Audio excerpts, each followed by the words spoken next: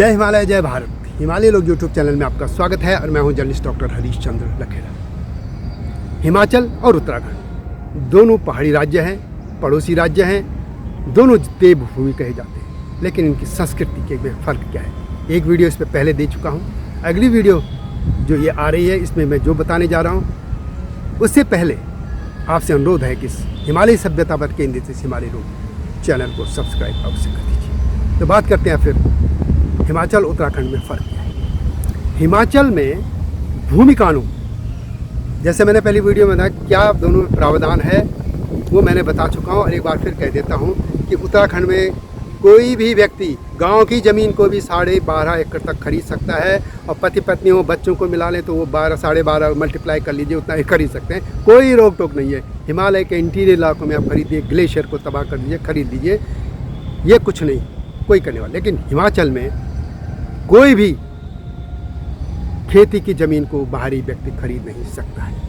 अब एक किस्सा सुनिए। हिमाचल के पहले मुख्यमंत्री थे डॉक्टर यशवंत सिंह परमार। परमार जब मुख्यमंत्री बने तो वे गए थे कुल्लू मनाली की तरफ, ये कहा जाता है। और वहाँ गए तो उन्होंने पूछा कि होटल किसका है, ये होटल किसका है। उन्होंने तमाम जो होटल थे तो उनके साथ जो उनके स्टाफ था उन्होंने कहा सब गैर पहाड़ी के होटल।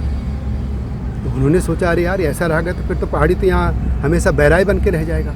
देखो कैसे कितने दूरदर्शी थे वो। जब हिमाचल लौटे, हिमाचल शिमला राजधानी, वहाँ से कुल्लू मनाली क्षेत्र से, तो उनका पहला जो डिसीजन था वो था कि भूमि कानून लाना। और उन्होंने उस पर ड्राफ्ट बनवाया, बिल पारित करवाया, कानून बना और आज हिमाचल समृद्ध है, खेती है, वहाँ पे सेब है, फल कितना है वो आगे सब जानते हैं।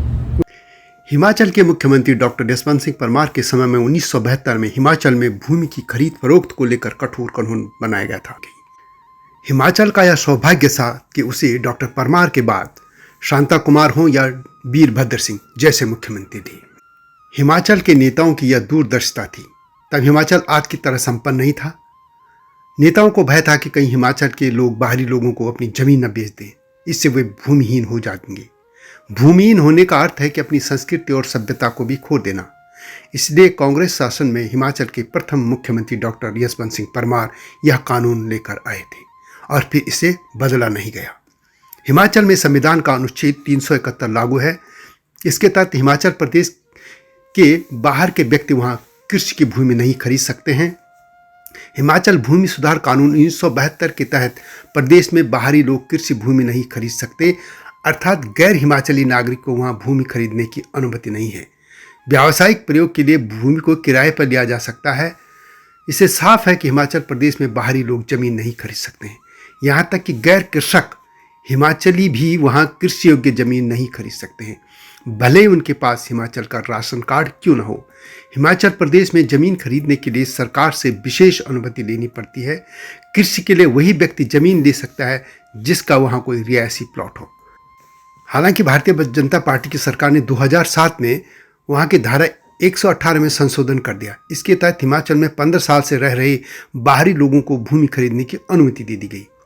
लेकिन इस फैसले का भारी विरोध हुआ और तब भाजपा की जो नई सरकार आई थी उसने इस अवधि को बढ़ाकर 30 साल कर दिया। बात करते हैं उत्तराखंड की। उत्तराखंड में ये कहें कि भू कानून जो भी था भी उसको दंतविहीन कर दिया है, उसके नख और दांत जो है तोड़ दिए गए हैं। वहाँ कोई भी बाहर का व्यक्ति 12.5 एकड़ जमीन खरीद सकता है और उद्योग लगाने के नाम पर। और वहाँ जो उद्योग लगाए जा रहे हैं वास्तव में वो गेस्ट हाउस के नाम पर लगाए जा रहे हैं। उत्तराखंड की भारतीय जनता पार्टी ने दिसंबर 2014 में उत्तर प्रदेश जमींदारी विनाश एवं भूमि सुधार कानून 1950 में संशोधन किया। इसमें धारा 143 का जोड़कर यह प्रावधान कर दिया गया कि औद्योगिक उपयोग के लिए भूमिधर स्वयं भूमि बेचे या फिर उससे कोई भूमि खरीदे तो उस भूमि को अकृषि करवाने के लिए अलग से कोई प्रक्रिया नहीं अपनानी होगी। उद्योग लगाने के नाम पर कृषि भूमि जो है वो खरीदते ही उसका भू उपयोग स्वतः बदल जाएगा और वह अकृषि या गैर कृषि योग्य हो जाएगी। इस धारा में 154(2) भी जोड़ दी गई। इसके तहत कोई भी बाहरी व्यक्ति 12.5 एकड़ जमीन खरीद सकता है। वैसे उत्तराखंड में 2002 में कांग्रेस सरकार ने बाहरी व्यक्तियों के लिए भूमि खरीद की सीमा 500 वर्ग मीटर तय की थी। बाद में भारतीय जनता पार्टी आने पर 2007 में इसे घटाकर 250 वर्ग मीटर कर दिया गया। लेकिन 2018 में भाजपा सरकार ने तो कृषि जो भूमि थी खरीदने की सीमा बढ़ाकर 12.5 एकड़ कर दी। यानी जो मैं कह रहा था कि 2002 में ND तिवारी थे, उन्होंने 500 वर्ग मीटर तय की थी और बाद में भारतीय जनता पार्टी की सरकार में जब खंडूड़ी जी आए थे 2007 में, उन्होंने इसे घटाकर 250 वर्ग मीटर कर दिया। लेकिन फिर 2018 में जब भाजपा सरकार आई और तब थे त्रिवेंद्र सिंह रावत मुख्यमंत्री, और उन्होंने इस जो कृषि भूमि खरीदने की सीमा बढ़ाकर 12.5 एकड़ करके इस कानून को लचीला बना दिया। उसके नाक, कान, नख और दंत और नख विहीन कर दिया इसको। और यह इसका तर्क था कि पूंजी निवेश के लिए भूमि खरीद संबंधी कानून बदला गया है। हम यह कह सकते हैं कि भाजपा या कांग्रेस दोनों ने उत्तराखंड के पहाड़ों की भूमि को बचाने की बजाय बाहरी लोगों के हाथों सौंपने के प्रयास ज़्यादा किए। इस जमींदारी उन्मूलन कानून को बनाने का उद्देश्य राज्य की भूमि को भूमाफिया के हाथों से रोकना था। इसके तहत बाहरी लोग राज्य में एक निर्धारित मात्रा से ज़्यादा जमीन नहीं खरीद सकते थे। यह कानून संयुक्त उत्तर प्रदेश सरकार ने बनाया था, लेकिन उत्तराखंड सरकार ने इसे दंतविहीन बना दिया। हम यह कह सकते हैं कि भाजपा या कांग्रेस दोनों ने उत्तराखंड के पहाड़ों की भूमि को बचाने की बजाय बाहरी लोगों के हाथों सौंपने के प्रयास ज़्यादा किए। इस जमींदारी उन्मूलन कानून को बनाने का उद्देश्य राज्य की भूमि को भूमाफिया के हाथों से रोकना था। इसके तहत बाहरी लोग राज्य में एक निर्धारित मात्रा से ज़्यादा जमीन नहीं खरीद सकते थे। यह कानून संयुक्त उत्तर प्रदेश सरकार ने बनाया था, लेकिन उत्तराखंड सरकार ने इसे दंतविहीन बना दिया।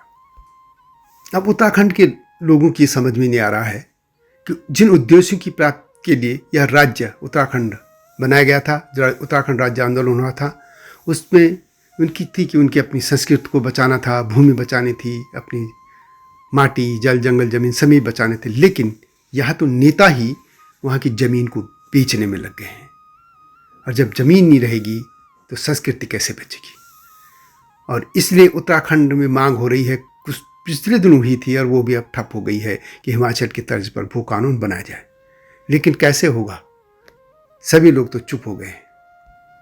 तो यह फ़र्क है हिमाचल और उत्तराखंड के भूमि कानून और वहाँ के नेताओं की जो अपने प्रदेश के प्रति प्रेम है, लोगों के प्रति लगाव है, यह सामने साफ दिख जाता है। इसके बाद मैं अगली वीडियो में आपको नॉर्थ ईस्ट में और अन्य देश भर के जिन राज्यों में इस तरीके के भू कानून हैं जहां उनको कुछ संरक्षण प्राप्त है, उसके बारे में दूंगा। लेकिन इस वीडियो के बारे में अपने कमेंट अवश्य लिखिए और हिमालय सभ्यता पर केंद्रित इस चैनल को सब्सक्राइब अवश्य कीजिएगा। वीडियो के भूमि कानून को अब भूल जाइए।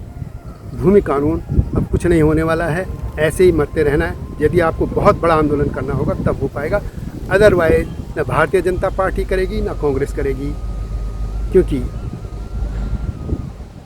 4 या 5 साल तो हो ही गए इस कानून का है। त्रिवेंद्र सिंह के जाने के बाद देखिए कुछ भी नहीं हो पाया। तो यही फर्क है उत्तराखंड और हिमाचल की संस्कृति। तो यह वीडियो कैसे लगी कमेंट में अवश्य लिखें। सामाजिक मुद्दों पर मैं लगातार आपसे बोलता रहूँगा। आपको अच्छा लगे बुरा लगे ये खरी खोटी है, आप इसको सहमत हो न हो, लेकिन कमेंट अवश्य कीजिएगा। अगली वीडियो की प्रतीक्षा के लिए तब तक जय हिमालय, जय भारत। हिमालय पे पेड़ हो तो गीत गाएंगी नदियाँ, गीत गाएंगी नदियाँ। पेड़ों पे चिड़िया है तो गीत गाएंगी नदियाँ, पेड़ों पे चिड़िया है तो गीत गाएंगी नदियाँ। माँ की लोरी जैसे होते हैं नदियों के गीत।